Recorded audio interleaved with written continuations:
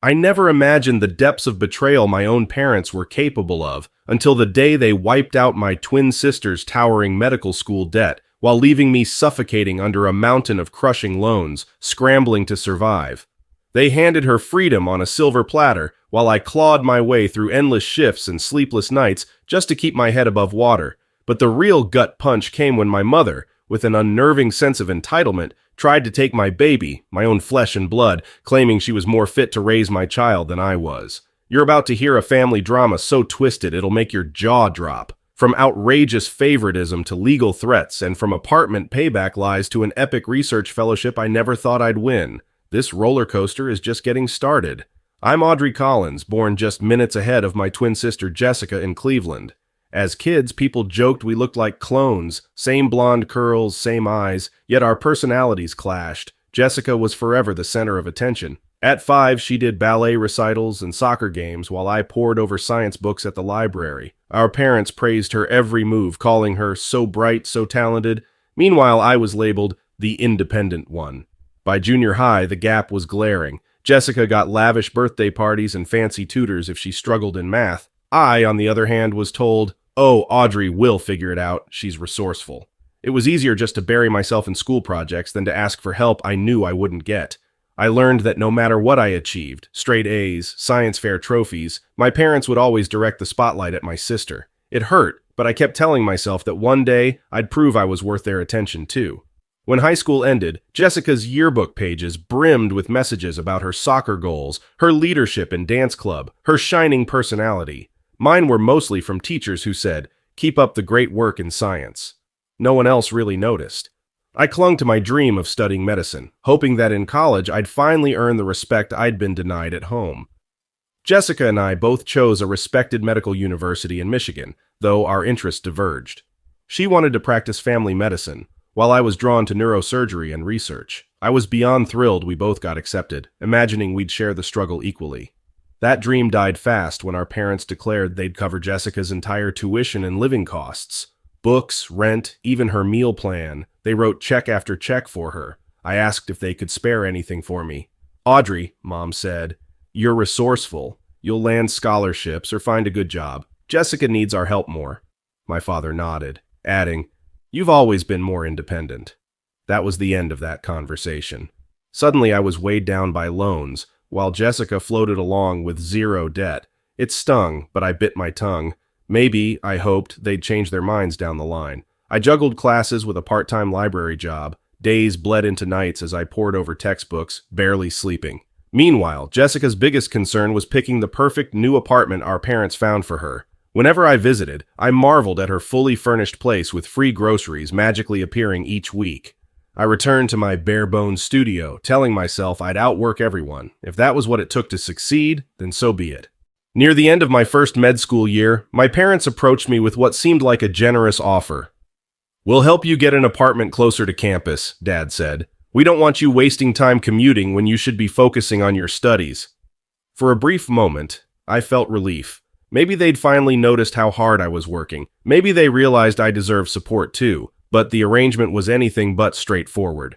Instead of covering rent like they did for Jessica, they gave me money in random amounts at inconsistent times. Some months they'd wire a few $100s. Other times they'd pay the landlord directly. Sometimes I wouldn't hear from them about rent at all. When I tried to set up a structured plan, Mom brushed it off. "Why make it so formal? We're family. We'll help when we can." I was grateful, but I also knew I couldn't depend on them. So I worked extra shifts at the library and took on research assistant gigs to ensure I could pay my bills. At first, it felt manageable. I tracked every dollar they gave me and slowly started repaying them when I could. After nearly 2 years, I had returned every cent. I printed a spreadsheet detailing each payment, expecting some acknowledgement that I was officially debt-free. Instead, my father scoffed. "That's not how it works, Audrey. You think rent was all we helped with? What about utilities, groceries, emergencies? There's no way to calculate everything we did for you." Mom nodded. "You'll always owe us, sweetheart. That's just how family works." I was stunned. I had been meticulous, making sure they got back every dollar. Meanwhile, Jessica was living rent-free, never expected to pay them back for anything. This so-called help wasn't about supporting me. It was about keeping me under their control. Realizing I would never be free in their eyes, I threw myself into my studies even harder. If they wanted me to be indebted forever, I'd make sure I succeeded without them. I didn't need their money. I would carve my own path, no matter what it took. By our final year, Jessica and I were exhausted from rotations and exams, but there was light at the end of the tunnel.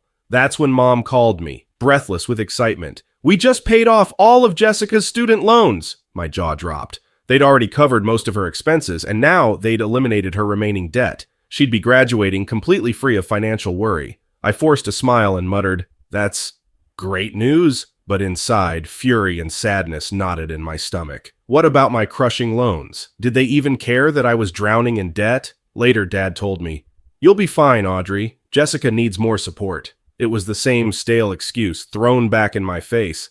At that moment, I realized they had no intention of ever treating us equally.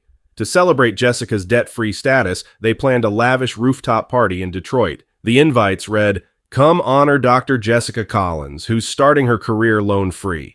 My name wasn't even on there, though I was finishing med school too. It was the final insult, but I decided I'd show up anyway. If they wanted a pageant about Jessica's paid-off loans, I'd face it head-on. Little did they know I'd be bringing monumental news of my own. My biggest lifeline was Dr. Vivian Fleming, a renowned neurosurgeon who noticed my intense dedication in her lab. She encouraged me, guided my research, and believed in my potential. In her, I found the mentor I'd never had at home.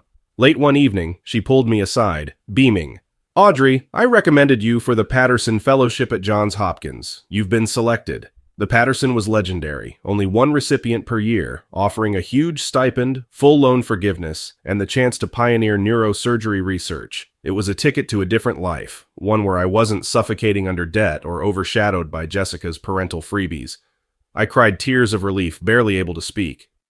Dr. Fleming then said, "I know about the big party for Jessica. I got an invitation through the faculty. If you're comfortable, I plan to announce your fellowship there." My first reaction was dread. Would my parents view this as sabotaging Jessica's night? But then I recalled all the times they'd left me out. Let them see I'd made it on my own. "Yes," I answered. "I'm ready." That night, the rooftop sparkled with string lights and giant posters cheering, "Debt-free Dr. Jessica Collins." Caterers served gourmet appetizers, and a live band set an upbeat mood. Jessica greeted me with an anxious smile. "I'm so glad you came. Mom and Dad are going way overboard, right?" She looked almost embarrassed by the spectacle. Soon, Dad tapped a glass to give a speech. "We're so proud of Jessica for completing med school with no loans. It's a tremendous achievement." Mom chimed in. "Our family believes in investing in potential, and Jessica has always shown the grit to rise to the top." Applause followed. I bit my lip, wondering if I was invisible. Minutes later, Dr. Fleming gracefully stepped forward, asking for the mic. My parents exchanged uneasy glances. She began, "Jessica, congratulations on finishing med school. But I'd also like to honor another new doctor here tonight, Audrey Collins. She's recently been awarded the Patterson Fellowship at Johns Hopkins, the single most prestigious slot for an aspiring neurosurgeon."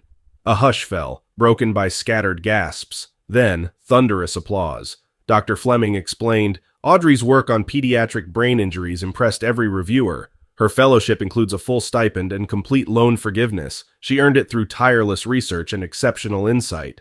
I could feel eyes on me. Jessica clapped, looking genuinely thrilled. My parents froze, uncertain how to react. Their perfect narrative, Jessica as the sole success, was shattered. After Dr. Fleming's big reveal, I was swarmed by faculty and even hospital administrators wanting to congratulate me. Jessica gave me a warm hug. "I'm so proud of you, Audrey," she whispered. "I had no idea you were in the running for that. It's huge." But the mood changed when Mom cornered me by the buffet. She hissed, "How dare you pull this stunt? This night was about Jessica's debt-free accomplishment, not your fellowship." My heart pounded with anger. "I didn't ask Dr. Fleming to overshadow anything," I fired back. "I'm allowed to celebrate too. I worked for years without your support." She flung a final barb. "Don't think this cancels what you owe us for the apartment. And with a baby on the way, you'll be begging for our help soon." I shook with rage. "I've got every receipt, and I won't be handing over my child or my life to you," I spat. Mom stomped off, clearly unaccustomed to me fighting back. Jessica tried to mediate, telling me she'd confront our parents about their blatant favoritism. But Dad joined Mom, muttering under his breath about how I was ungrateful and disrespectful. Part of me felt relieved. Finally, the truth about my accomplishments was out in the open. No thanks to them. If the debt drama wasn't bad enough, my parents soon stooped to a new low. A week after the party, they showed up at my apartment uninvited. I was just settling in with my newborn daughter. Yes, she'd arrived a bit early. Nathan, my boyfriend, was at work. Mom glanced at the baby, then said, "We've decided you can't balance a demanding fellowship and motherhood. We'll take her and raise her ourselves." My stomach flipped. "What?" I asked, stunned. Dad added calmly, "It's for the best, Audrey. You'll be working too many hours. The child needs stability. You can see her on weekends." It was as if they believed my daughter was a piece of furniture they could relocate. I told them to leave, voice shaking with rage. "You're out of your minds if you think I'll give you my baby." They threatened to involve lawyers, claiming I was unfit due to financial instability. I reminded them the fellowship covered my loans entirely. They scoffed, "That doesn't erase what you owe us. Don't make us take this further." As soon as they left, I broke down in tears. I couldn't grasp how my own parents would stoop to weaponizing my child. Nathan and I contacted an attorney. She assured me my parents had no grounds for custody unless they could prove neglect. Their "you still owe us" routine meant nothing legally. Jessica reached out, mortified by their behavior. She insisted she'd testify on my behalf if they tried anything. "I never wanted them to treat you like this," she said, sounding genuinely upset. My parents tried guilt trips, calling daily. They ranted about how I was choosing a career over motherhood and that I had betrayed the family. I finally blocked them, focusing on my baby and the upcoming move to Baltimore for the fellowship. Dr. Fleming provided moral support, reminding me I had a bright future and the skill to handle both career and parenthood. I clung to that reassurance with all my strength. A short mediation meeting only confirmed they had no real claim. The mediator listened to their arguments about me being exhausted and in debt, then calmly concluded that I was fully capable. Furious, my parents stomped out, tossing insults about my ingratitude.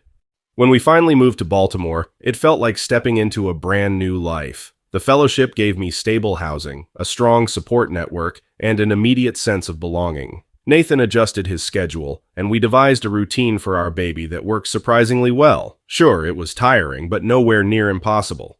Jessica remained in Detroit for her residency. She checked in often, offering emotional support. "They're still fuming at you," she said, "but I'm proud of what you've done. Please don't let them drag you down." I smiled, grateful that at least one family member saw my worth. My parents sent the occasional hostile message about how I still owed them or how my daughter should be with real parents. I ignored them. By now, I realized my worth didn't hinge on their distorted ideas. I was recognized by the Patterson Fellowship. I had a baby who was thriving. I had people in my corner who cared. My parents' anger felt smaller with each passing day. In time, my research flourished. I presented findings at conferences, gaining respect from leaders in neurosurgery. Every time I thought about how my parents had refused to pay off my loans and tried to overshadow my success, I reminded myself that I'd risen above it. Their favoritism only pushed me to stand on my own.